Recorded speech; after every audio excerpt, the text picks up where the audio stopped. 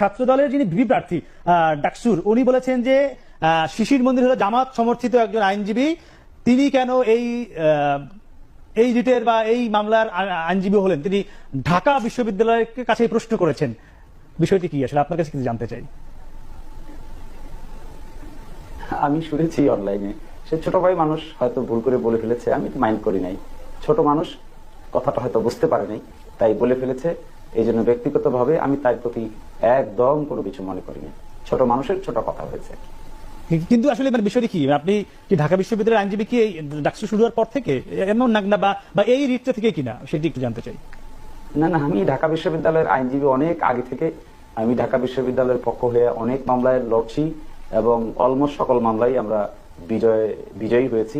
এটা হয়তো ছোট ভাই জানেন না জানার কারণে হয়তো তার মুখ দিয়ে কথাটা বেরিয়ে আসছে। আমি মনে করি এটা কোনো ইন্টেনশনালি তিনি বলেননি। কথা বাদ কাবাদ বলতে হবে তাই বলে ফেলেছেন। আমি এটাতে মোটেও কিছু মনে করিনি। আমি মনে করেছি এটা মুখ ফসকে বের হয়ে আসছে, এর চেয়ে বেশি কিছু মনে করিনি। হ্যাঁ জি, আমরা আপনাদের